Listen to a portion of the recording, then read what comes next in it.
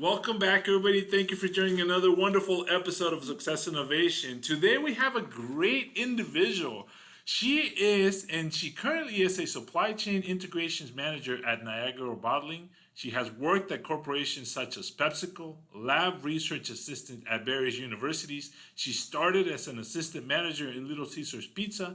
She graduated from CalPoly Pomona with industrial engineering degree and a minor in statistics. More importantly, she's a brand new mom to a baby boy named Tiago. Welcome, everybody. Welcome, Itzhel Dimas. How are you doing today? I am very good. And yourself? I'm doing well, thank you. Is there anything that I might have left out that you want to share that normally people don't talk about? No, that's pretty much it. All right, so we're gonna get right into it then. You know, everybody has core values, and I want to know you as an individual. What values do you hold that keep you motivated? Because your story, as I was sharing with you earlier, you went through a very difficult, rough patch, but through those rough patches, what keeps you motivated at a core internal level? I think the first one would be like my family. I think I just always wanted to make sure that, and I'm not just speaking like my immediate family, I'm speaking like now for Tiago, right? I always wanted to make sure that like if I did at some point decide to have kids, they just didn't go through what I went through. And I just wanted to make their life like so much easier. And like that was always like the big picture. Although I at some point I was like, I don't really care for kids. It was just always like my motivation on like if potentially I do have a kid down the road, I want to make sure that the last thing on their mind is like who's gonna watch me, who's gonna like feed me, where are we gonna live.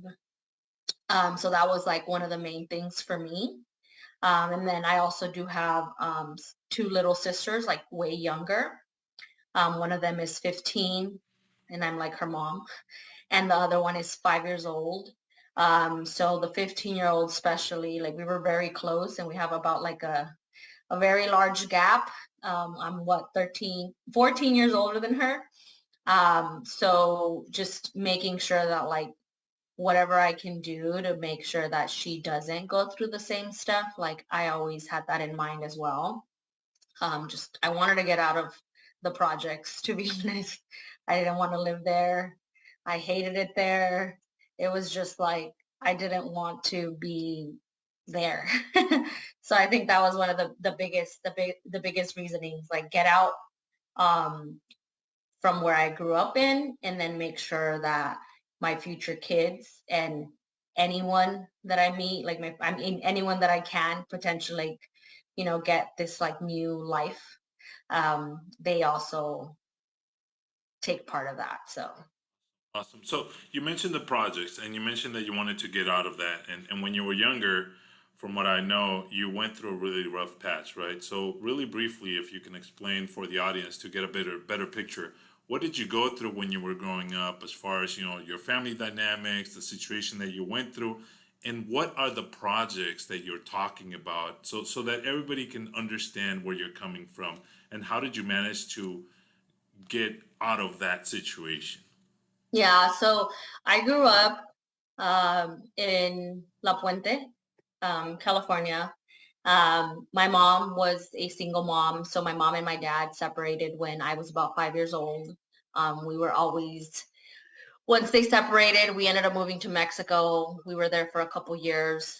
And then eventually my mom came back to the United States with us, with me and my sister. She's 2 years, a year and a half younger than me. So we ended up coming back when I was around probably like 6, 7 years old. Single mom. We rented garage rooms. We were always in a house full of different people all the time. Just one room for all of us three, like not really anything else. Like that was just our living situation. So we probably moved maybe 3 to 4 times in a year. Most of it just room to room. So we had like very little things, right? Like it was just like a bed and like our clothes. Like that was just pretty much what we had. Eventually my mom did apply to Section 8, and that's when we got into that's the first time that we had two rooms, not just one, and a living room and a kitchen. So that wasn't until maybe like sixth grade for me, when we stopped moving from room to room. Sorry, let me just turn this off because it is just loud. Um, but yeah, so around sixth grade or so, that's when we got that Section 8 apartment in La Puente. For those familiar with what that is, it's just low income housing. Um, so we lived there, and that was the first time that me and my sister actually got to share a room. So we were able to get more things, right? Like now we had our own beds, and we had our own like closet space and just all of that. Um, so that was our living situation all the way up until I was probably like 12 years old. Um, and my mom, single mom, then she remarried and she met someone around that time when I was like in sixth, seventh grade. And then he moved in with us at the projects. So that was ultimately our living situation. But then, sorry, if I go back to like the whole original ask was like what the projects are, they're in La Puente. And that was just my living situation up until That's I was a fine, and teen. that's totally fine. You're doing great. And one of the things that I want to ask you, so you're as a young kid, as a young individual, when you have hardship like you did, right? And I'm not saying that you're the only one that has had hardship, but you're a special individual because you have been able to progress. And from my perspective, this whole channel is geared towards empowering people and showcasing stories and supporting stories to motivate people to continue forward into succeeding, right? You went to college, but in order for an individual to go to college, there has to be a trigger point. What was your trigger point? What happened? And how did you decide to pursue higher education? Yeah, I think that, and I always trying to go back and I'm like trying to figure out like, hey, if I can, my mind is like very like like I'm an industrial engineer. A lot of it was just like in optimizing. So I think that's why I chose that degree because I've done that my entire life. Like I've always been huge on like, how do I minimize the amount of time that I spend on something, but maximize like the output. Um, that's just my thought process. I think since I can remember.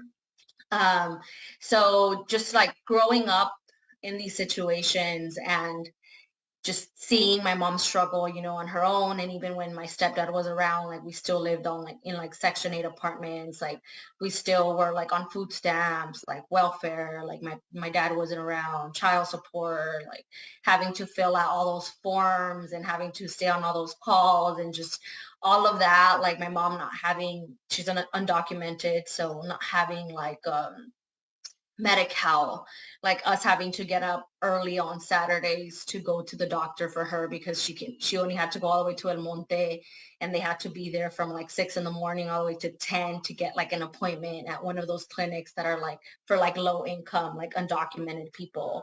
So I think just all of that just piled up, and I was like, as I was growing up, like the first thing was I don't want to live in a room, right? And then eventually when we got our own room, it was like I don't want to live in Section 8 apartments, not because, I didn't love the people there. It was just like we're worrying about just like basic things. Like my mom was worried about like food and shelter instead of like, some of my friends' parents were like, hey, where are we gonna what is gonna be like our next trip? Or like, should we go visit your grandma this weekend? Or, and I was like, what the hell? Like that's just nothing, just seems such a like simple thing, but it was like not what my mom was like worried about. So I think like I did, and then, those were just small little triggers that I was like, okay, like I need to do better. I need to be better. I also did meet a lot of people in the way. Like I was telling you that we would rent rooms and rooms for some reason. Like I remember like a couple instances when we would meet certain people in the houses that we would rent a room in. There was always somebody that like pushed me. I remember like like pushed me to be better. Like I remember when I was really little and we used to live in a house in like Hacienda Heights. There was this man, like older man, he used to rent the other room, like right next to us. And I would always come home and I would tell my mom that I loved math and I just loved it. And she tried to help me as much as she could, but obviously like she didn't really understand the language. But he was always like, hey, like don't ever forget how much you love math.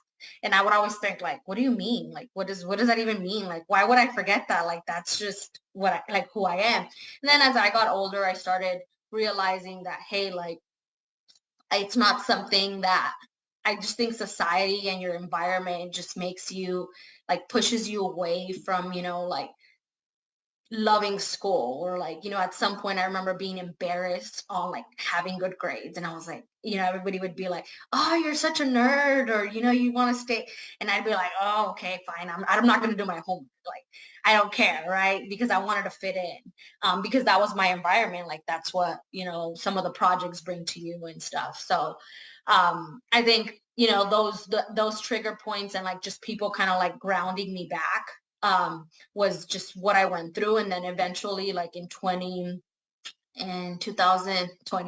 in 2009, my stepdad got deported. So he moved back to Mexico. He got deported for some really not even like, it was some child support case that he has here for like another kid. So he ended up getting deported. And my mom, for the first time in my life, was when I saw her kind of like not be like this strong woman that like I always looked up to. Because I think my stepdad, like they're still together. He's a very good like man, and he's the father of my other two little sisters that I mentioned earlier. So I think when that happened, she was very like sad. And I think for the first time in my life, I was like, who is this person? Like, why is she so sad?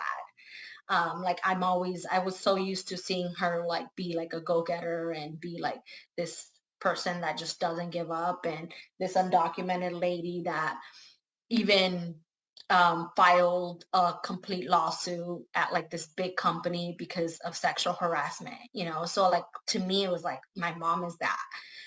So this was the first time in my life that I didn't get that from her, and I was a bit surprised on like what's going on. So I think at that point, that's when I realized that's like, hey, like you kind of need to, I don't know, take like that mother figure for like your other sister and be, like the mom. So when he got deported, then eventually she said, like, she was like going back and forth on like, should I move? Should I not move?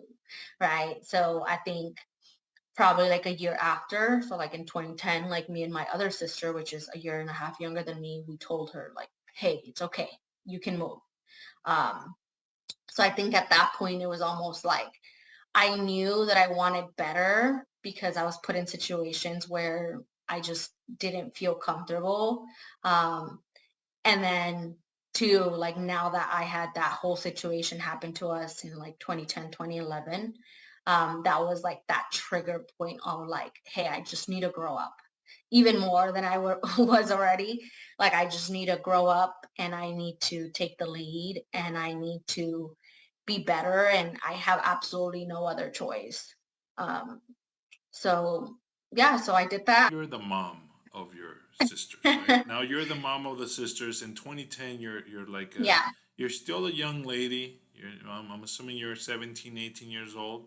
not even. I was like 15, Okay, 16. all right. So you decide Um, to take the reins in your yeah, hand at I took 15, the 16. reins and I was like, I am not like, there's absolutely nothing in this world that can just like take me back to that, like there's just nothing. Like I didn't feel sorry for myself. I think for a moment I was just like, I hated everything. I was just like, I'm just in like a path, like people don't bug me, don't talk to me, don't mess me up, like, so I think at that point I was just in a different position that I am now because now I'm more like empathetic, right? So I think at that point I wasn't empathetic with myself and I also wasn't empathetic with like anybody else because I just didn't want anybody to take like that vulnerability or, to kind of like sidetrack me. So I was just like on the go. So that's when I really started thinking about going to like college because to me, um, through school, I did have like a lot of like my counselor, like they did push for, like college, like, hey, college is like the thing you do and stuff. And I think at that moment, to me, like not necessarily like the degree, but it was just like going to college is gonna get me to like a better place, right? Um, so at that point when she did move, she ended up moving back. She did move to Mexico. And again, she's undocumented, so she knew and was aware that she wasn't able to come back. We stayed with my aunt. Um, and when we stayed with my aunt, it's actually my mom's aunt, so it's like my second aunt. She would charge us rent. So I even to this day I think about it, I'm like, who like charges, 15-year-old rent. Anyways, that's a whole other story. So she would charge us rent and we would pay her through like the welfare that we were still receiving, me and my sister, and also through like the food stamps. So we would give her food stamps for money, right? So $100 of food stamps is $50. Um, so like, that's how we would arrange that whole thing. So we were almost like just she was just our landlord, and we lived there. And I think that was another reason that I'm like, oh my God, it was just like reason after reason, right? The pivot point was my mom moving back, but I think one of the other reasons was like I did not feel comfortable again. I was in a home where I felt like she was family, but not really family. So she was just our landlord, and she just was like she would make stuff up and she would like say that we're doing all these crazy things and I'm like, what? Like we're not even like that. So I think because she would say so much like wrong things and so much like chisme, I was like, I'm gonna prove you wrong. Like you are such a liar. Like I am gonna prove you completely wrong because I just want to, right? Like I'm very competitive in that sense where I'm like, somebody tells me like, hey, you can't do this, or hey, you're doing this and it's a lie. Like I'm like, no, like I'm gonna prove you wrong. So I think at that point, like that's when I realized that I was very competitive and I wanted to prove her wrong so much that like overcame everything else. And that's when like I was like, okay, I'm gonna go to college. I don't at first I was the psychology major. I also did have a very good influence. My best friend at the time, her dad was actually an accountant. So I definitely can say that her family played like a big role in it. Because even when my mom did take off, like her dad was talked to my mom and was like, hey, I'll make sure to look out for her. Um, and she'll have, me as like a father figure. So they were there for me, like when I had to go do like PSATs, SATs at like a different school or something, they would take me. So like my mom obviously wasn't here, and even when my mom was here, she doesn't drive. So that's another thing, right? It was just like little things that just me desesperaba, and I was just like, why is it just so hard for us to get to the damn store? Like, why is it so complicated for us to get somewhere when it's raining? Like, oh, like it was just so frustrating um to me, right? So it was just like a lot of things piling up, and then eventually like that, like I was mentioning, her family like helped me out a lot. So I considered her and her family like kind of like my like those people in your life that you just meet, and like they're unfortunately like we're not close anymore or anything like that, but I think they just happened to be in my life when I needed them at that point and like steered me in like the right direction.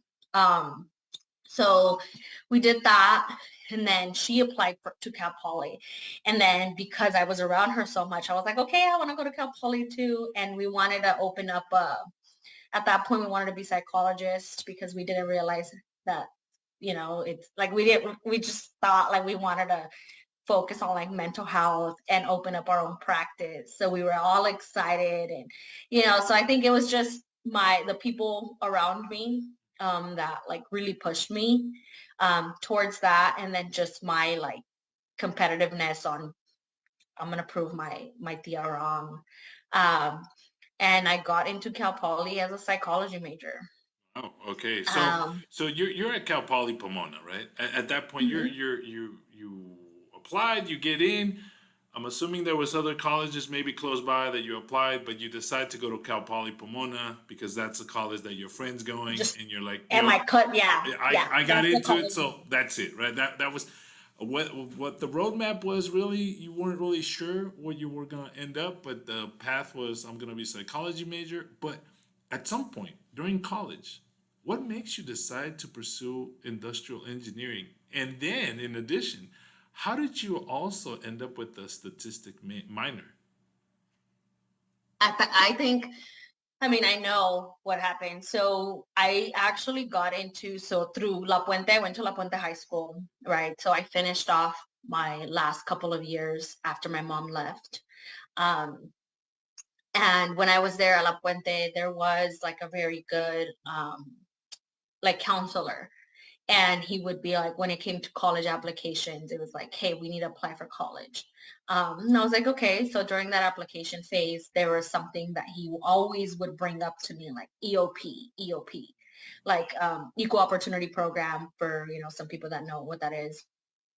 And he brought it up to me and I was like, what is that? And he's like, it's for low income. But one of the requirements is for your parents to like do taxes and all this stuff, right? Like I remember like at the time and then I didn't know how to share to him. Like I was so scared because at that point I was underage. So like my mom wasn't here and I didn't have like a legal guardian. So I was kind of confused on like, what the hell? Like who do I put? Like where do I get this information from? So we had like a moment and I was like, what do I do? And I just spilled everything. I was like, hey, like I'm in this situation. And he completely was just like, okay, I'm gonna help you. Let's apply. So he helped me apply, helped me figure all of that out. So I did end up getting into a EOP program, which allowed me to help be at Cal Poly for 5 weeks during the summer before I started college. So in 2012. So I started college during the summer, and I was there with all these people, like other low income kids, like other kids with like similar stories, like kids of like immigrants, right? Like first generation students, kids that were in foster care, like kids from LA, kids from like all over the California, right? And to me, it was like one of the first times where I was like, oh man, like other people have it like even worse, right? Like obviously I knew like on TV and there's a lot of other sad stories and I was like, damn, like and they're here too. So like what is going on, right? So at that point we did have an RA that used to watch us and he was in engineering and I had no idea what that was. And he was the first person that, gave me the rundown and he was actually a mechanical, like, hey, mechanical engineering, like, and if you were already advanced in math during that summer, you got to take a regular class. And if you weren't, you had to take remedial math. So I was already taking the regular class. And he's like, so like most of the people that were taking the regular class were already like were engineering majors, math majors, science majors. So he would be like, hey, why are you a psychology major? If you're like, why do you want to do that? Like clearly you're good at math. And I was like, am I though? Anyways, he kind of introduced me to that. Then I joined the salsa club, so random, right? And college, me and my best friend at the time, the same girl that I'm telling you that we came in and we were psychology majors. We started up a salsa club because of her, right? Like I don't even like that. So eventually I did, but at first I didn't care. And then so at that point we started it and so weird, but the people that joined it were all STEM majors. Mm. And, as I became a STEM major, I realized why. Like they wanted to fit in. They wanted to stop being this group of people that everybody considers like like, to themselves. They wanted to be more open, and instead of being like introverts, they wanted to be extroverts. So all of the people coming in were all engineers. So that's when I started meeting even more engineers and started learning about the different disciplines in engineering.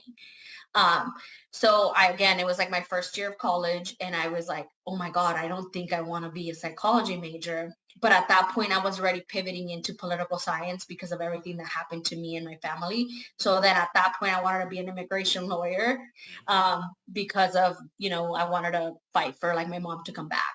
Um, and then I met all these people, and I was like, okay, wait, like, I don't know. I think I like engineering, but I was so scared. I was like, okay, I don't think I can do it. Like, I probably have to go petition, like, and I did. At that point, it was impacted. Mechanical engineering was impacted. So I switched into mechanical engineering. Um, so I ended up petitioning in to get into the mechanical engineering, by taking like all the maths, the prerequisites. And then from there, I was like, okay, I'm gonna do mechanical engineering, where I started taking like statics, dynamics, and all these other classes. And then I was like, wait a minute, like, I don't want to do design. Like, I'm very talkative. I'm very like, I like standing in front of like a group of people. I like meeting new people. I like, so at that point, for me, I was sorry. Um, in my head, I was like, I don't want to be, just behind. In my mind, I was like, mechanical engineering is just design and all this stuff. So then, part of the salsa club, there was a guy, and he was doing industrial engineering. And then he introduced me to industrial engineering, and was like, hey, if you like business and you like to talk and you like to make friends, like, he literally simplified it in that way, then you should probably do industrial engineering. And I was like, oh my God, like, I want to do engineering, but then I also like business. So let me do this. So I switched. And then at that moment, when I switched, a couple of my first classes, I had Professor Shokufe Mirzai. Her name is Dr. Mirzai, which I'm still actually pretty close to. She just, again, like, she was that other person in my life, like, throughout the years, that, grounded me, and allowed me to like be my full self, and allowed me to, again, know that like I'm capable of doing that. Like, she'd be like, yeah, you're gonna, get super far. Like, it wasn't like anything like crazy to her. She's like, well, yeah, like, that's just normal. Like, that's just who you are. And I was like, what? So she then became like that mentor for me, on staying within industrial engineering. And she also recommended, like, hey, like, you should look into potentially getting a minor in stats, because I was already good at stats. I even took stats in high school, as well. So I always liked stats, and a lot of industrial engineering is very statistical. So I was like, she's like, it's probably a couple more classes, just look into it. And I did. And I was like, okay, it was probably like 5, 6 classes extra. And I was like, okay, I might as well do it. Like, I didn't really know what I wanted to do with it. I just knew that, like, if it was easy, like, let me just take advantage of it. And that's how I ended up there. And now You're a manager at Niagara Bottling. So, did you so did you when you were going through school and you're going through this shift of psychology into political science into engineering? You mentioned something interesting, and I always tell students and young individuals, when nowadays when you want to transition from one major to another, when you're within a given university, they're impacted majors in STEM, engineering, and whatnot. And you hinted at that, but I want you to tell me, how difficult was it, and how much did you actually have to put in to actually be able to get admitted into that program? And once you actually get admitted, I'm assuming there's some sort of probation or some sort of requirements that you have to meet in order for them to accept you fully into the engineering major that you choose. yeah. So for me, right, like, I think that sometimes, and I always use this like as a reference, and that's just like my saying. I don't know if it's as Latinos. I don't know if it's because I'm a first gen. I don't know if it's because my mom is undocumented and had absolutely no idea, like, school wise or anything, or if I grew up in the projects, but I just think that growing up, with a lot of the people around me and even myself, like we kind of indirectly limit what kids or students or can do. So, and I'll give you this example, like when your tias or your tios or even my mom, she's like, mija, like just get a good job. Like you don't need to go reach for the stars, like, because just get a good job, like get something stable. To them, like stability and hard work is like the number one thing. So I think that that's like super detrimental because in my mind, I was like, I don't want to fail. I don't ever want to fail because failing sucks. And like I knew my mom didn't do it out of, like being mean, but she did it because she didn't want me to fail and then be sad, right?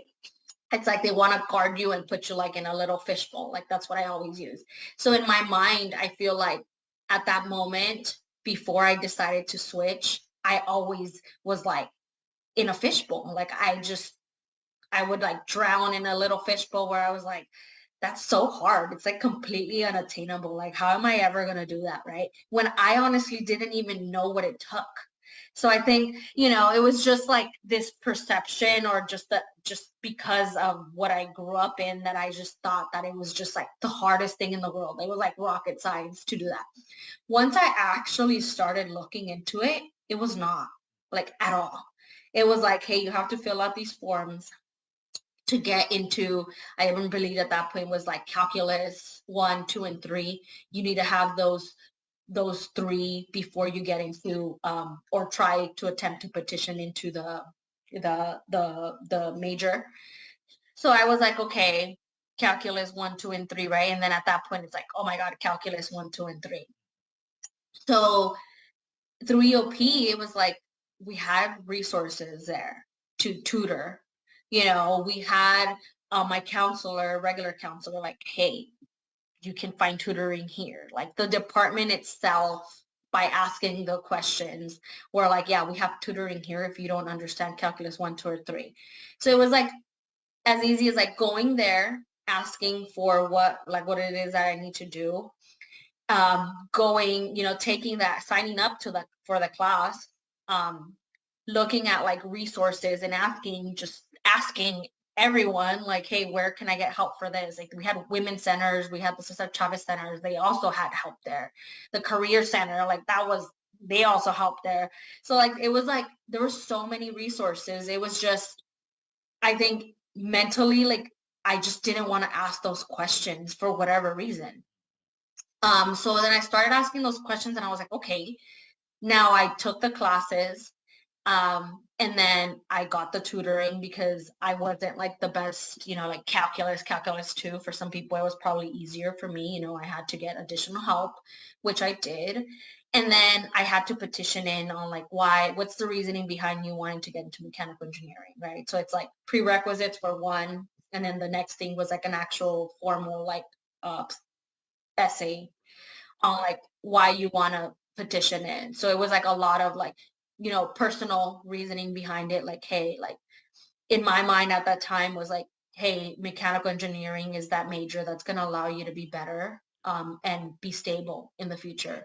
So it was just a personal letter on that and proving to them that you're willing to put in the work when it came to taking those additional math classes, because I think some people can place already in like calculus 3, but I had to go through like all three, and then from there like just signing up for the classes. Like it's just, I think, again, going back to it, like I it's almost like I'm like contradicting myself in a sense, because I want to make sure that like other students and other kids know that like things are not that once you graduate and once you get a career, especially in STEM, like you should be so proud of it. But I also want to take a step back and make sure that everybody understands, like from my perspective, that it's not rocket science, like you can do it. Like it's possible.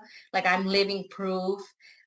Like I don't want to devalue what it takes to attain it because it's hard, but I also don't want to make it where people think of it as like, oh my God, like this is rocket science. Like I'm never going to be able to do it. So I think once I shifted that mindset internally, where I was like, I can do it too. Like it's not that big of a deal. That's when I finally was able to just go full force and like change. I went from mechanical, I went to industrial. At some point, I think I wanted to be a math professor, and I took additional math classes, and it was just like nothing was impossible anymore. But it was just that shift in mindset on like, hey, like it's not that hard for me. I'm not gonna feel sorry for myself for everything that I've gone through. Like it's just moving forward from here, and like it's my choice and I have choices. I'm here, like I have, like I'm fortunate enough, and I have like documentation, right? Like there's other kids that don't. I got financial aid. Like why would I not do that? Like everything's here at my disposal for me to choose what it is that I want to do with it. So it was almost like, why would I not? So once I did that, I think that's what allowed me to kind of like break free, right? On like, it's possible. Like it's possible. Yeah. And sometimes, and if I can interject here a little bit, when you see a big mountain and you see the big mountain, you want to be at the top.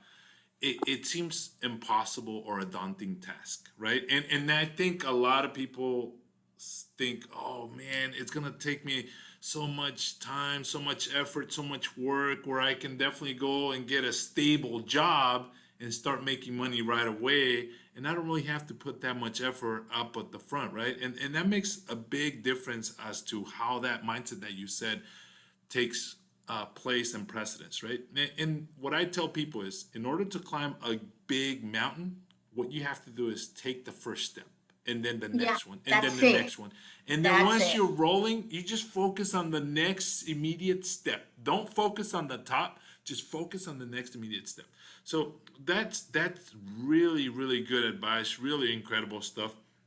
We're pretty much Yeah. getting Yeah. close to the end of the conversation here, and I really want to get to the rapid fire ones. And rapid Hmm. fire questions are literally questions where you don't elaborate, don't spend too much time, just literally a couple sentences, minute or so, with the response that you're going to come out with. And the first one that I have is, good leaders always create good leaders. Do you have any individuals you look up to? Who are your mentors? Yes. My professor that I went back to, she has just been through it with me like completely, right? She's seen me when I was barely an engineer, getting into engineering, not really knowing what I wanted to do with my life, or not really knowing what it took to time manage, like none of that. And then she also saw me as, um, she was actually my boss when I went to Berkeley. So she saw me there. Then eventually they asked me again to come back. So then I became her colleague in 2017 when I graduated. And then after that, like she's the dean now of the industrial engineering department at CalPoly. And then she just became my friend. Now she has a kid. I have a kid. We talk about that. I go visit her. I help her out with, other stuff. She helps me out with other stuff, recommendations. So I think she's seen me kind of grown through, when I was just this scared little girl in college that, was barely getting into engineering, to becoming a mom and now having like a full on like professional job. So that's probably like one of the main persons that I completely look up to. She's a Persian, young, just amazing, And amazing I'm pretty sure that when woman you that have questions about your professional career or doubts, that I you go don't to her. feel comfortable talking to anybody else, to not allow them into your vulnerable space, you probably reach for the phone and call her or text her and say, hey, you Yeah, have a couple minutes, I want to bounce some ideas off of you and see what yeah, advice you give me. Okay, that's great. And that's what mentorship is, right?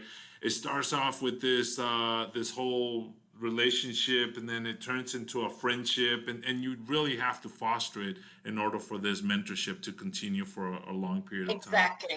Yeah. The Hmm. next question that I have: what's the one question you wish people would ask, but they never ask you? The one question that people would ask, but they never ask me.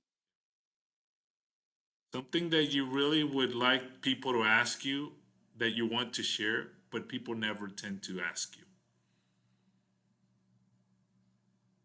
I would think that it would be more on like how are you? You know? Like how are you doing? Like just and I've been getting that a lot lately. Okay. And I think because I had a kid, right? Yeah. So now they associate like, hey, you had a kid and that was a rough patch. But I think just that simple question on like, Like how are you doing? like an And I think it honest goes how are you? Honest how are you? like, Because when how you are when you go to the you? market, people ask you, how's it going? How are you? Yeah. But it's just in passing. It's not like a friend to a friend. How are you doing? And they sit down and really expect you to answer that question.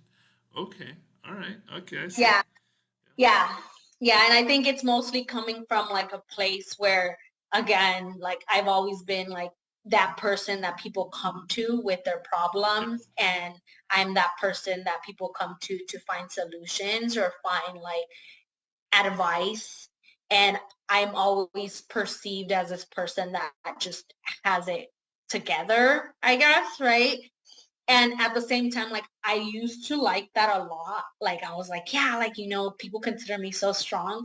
But I think as I gotten older, it's like I don't want to just be seen as like that person, right? Like I have feelings too, and I am not okay sometimes, and like that's okay. So I don't want, and I've been, kind of doing it a lot more where I'm like making sure that other people know that's like even your strong friends like need and have like vulnerability moments.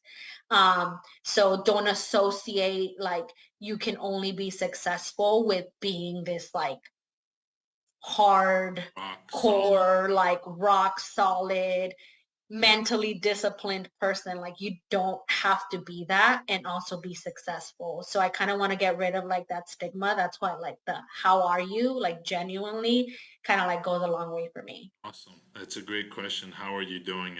And to really listen and sit down with everybody else. The next question that I have for you is, what do you believe your superpower to be? If you could choose any superpower that you might want to share with us, what would it be?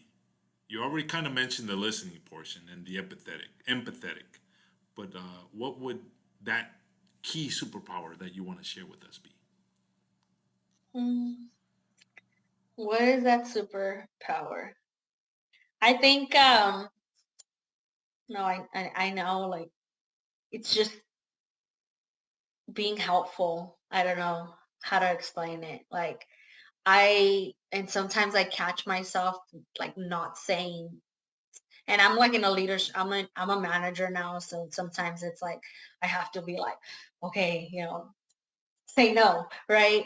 Um, I just genuinely like to help. Right. And sometimes that comes with putting too much on my plate.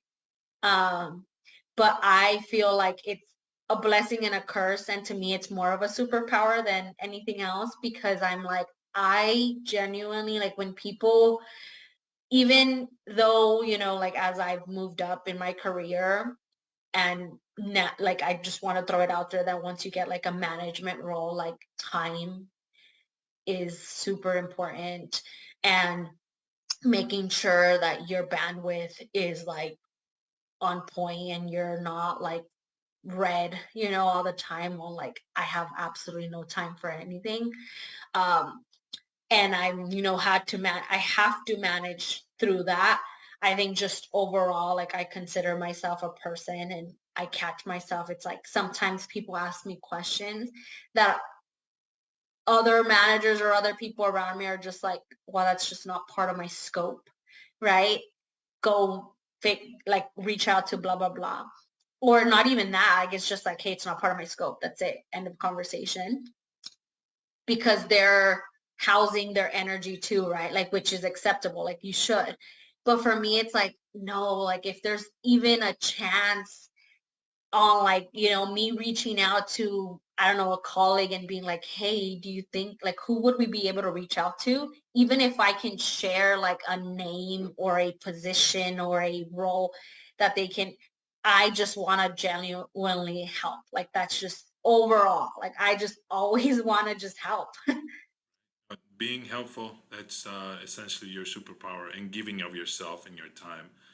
But you got to be cautious and guarding of it sometimes, right? Okay, that's a great superpower. Thank you for sharing that.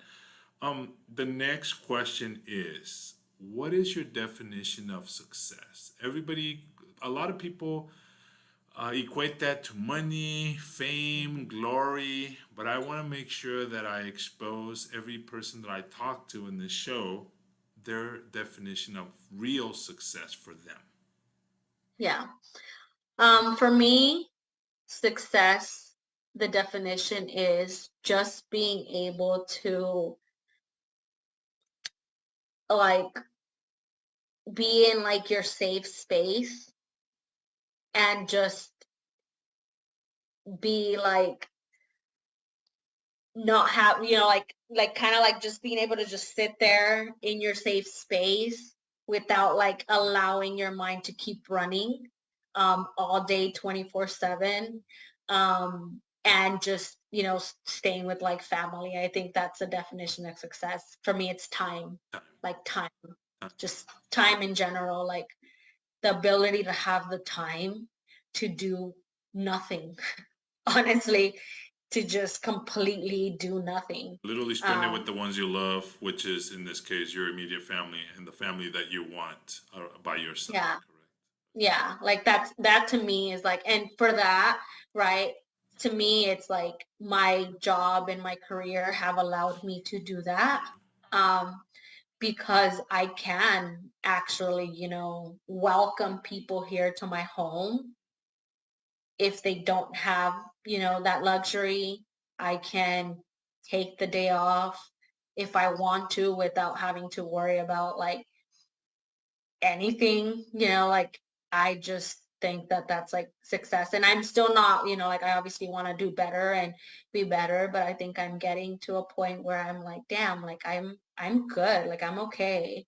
Um I can chill, right? Yeah. I don't have to be on this always like on the go mode. Yeah. And speaking about, you're realizing how far along you've come and the achievements that you've made in your successful life and trajectory so far. That leads me to the last question. And this one is, if you can definitely, imagine yourself right now.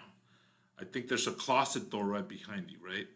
If you could Hmm. just close your eyes, step into that closet door, and it's literally a time machine that can take you back, and it takes you back to that 10-year-old, 6-year-old little Itzel. Hmm.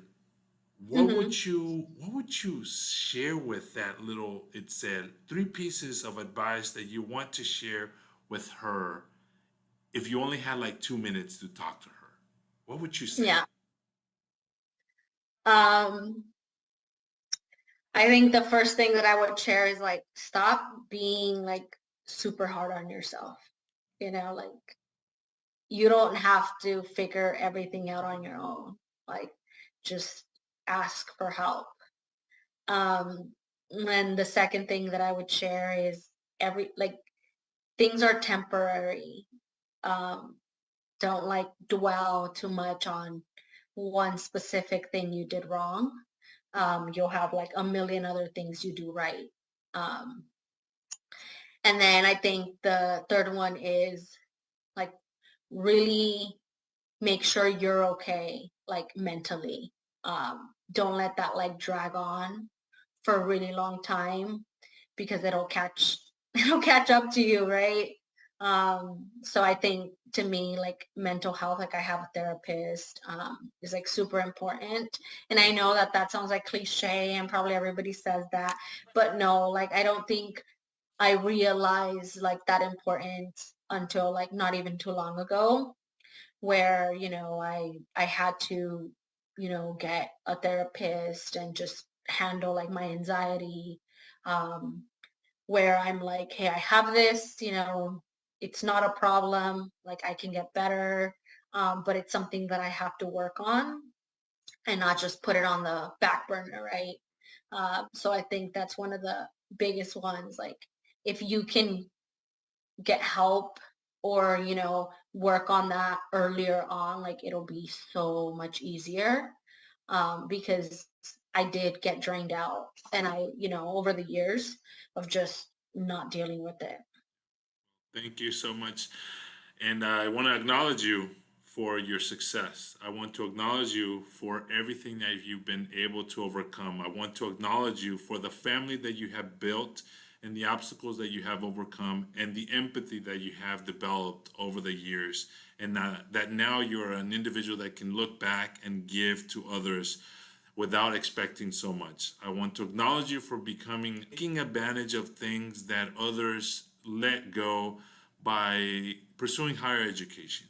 With that, I want to say thank you for being in the show. Thank you so much for talking to me. Thank you so much for sharing your story with me in Success Innovation.